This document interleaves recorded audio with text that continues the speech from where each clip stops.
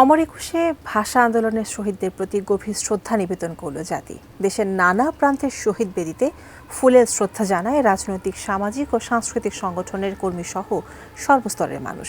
সারা দেশ থেকে প্রতিনিধিদের পাঠানো তথ্য ও ছবিতে লিস্টবোর্ড। ৭৪ বছর পর এই প্রথম শহীদ মিনার পেল রাজশাহীর সোনাদিঘিবাসী। সেখানে শ্রদ্ধা নিবেদন করেন এলাকার মানুষ। আর ২১-এর প্রথম প্রহরে রাজশাহীর কেন্দ্রীয় শহীদ মিনারে পুষ্পস্তবক অর্পণ করেন ভূমিমন্ত্রী মিজানুর রহমান মিনু।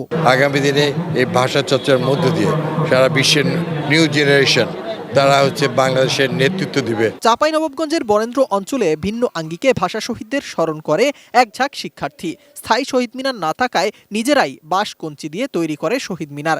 গ্রামের পথে প্রভাত ফেরি শেষে সংগ্রহ করা বুনো ফুল দিয়ে সেই শহীদ মিনারে শ্রদ্ধা জানায় শিক্ষার্থীরা। আমরা প্রতি বছরই উৎসাহ উদ্দীপনার সাথে শহীদ মিনার নিজের হাতে তৈরি করি মাটি দিয়ে। মিনার আমরা প্রায় ৬-৭ দিন আগে থেকে প্রস্তুতি নিই শহীদ মিনার বানানোর জন্য। আমরা গ্রামে রাস্তার পাশ থেকে বা অনেকের বাসাতে থাকে, সে বাসা থেকে ফুল সংগ্রহ করে নিয়ে আসি। ২১-এর প্রথম প্রহরে বান্দরবান কেন্দ্রীয় শহীদ মিনারে পুষ্পস্তবক অর্পণ শেষে ভাষা শহীদদের আত্মার মাগফিরাত কামনায় দোয়া ও বিশেষ প্রার্থনা করা হয়। গোপালগঞ্জে অমর একুশের আলোচনা অনুষ্ঠানে ভাষা আন্দোলনের চেতনা ধারণ করে সর্বস্তরের বাংলা ভাষার প্রচলন ও শুদ্ধ বাংলা ব্যবহারের উপর গুরুত্বারোপ করেন বক্তারা। অনুষ্ঠিত হয় সাংস্কৃতিক অনুষ্ঠান ও পুরস্কার বিতরণী।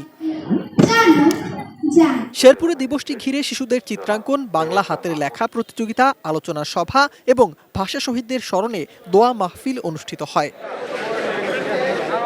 এছাড়াও কুষ্টিয়া, মেহেরপুর, রংপুর, নওগাঁ, ঠাকুরগাঁও, লক্ষ্মীপুর, ব্রাহ্মণবাড়িয়া, রাঙামাটি, নাটোর, ফেনী, পাবনা, গাজীপুর, নেত্রকোনা ও যশোর সহ দেশের বিভিন্ন জেলায় ২১-এর প্রথম প্রহরে শহীদ মিনারে পুষ্পস্তবক অর্পণ করেন সর্বস্তরের মানুষ।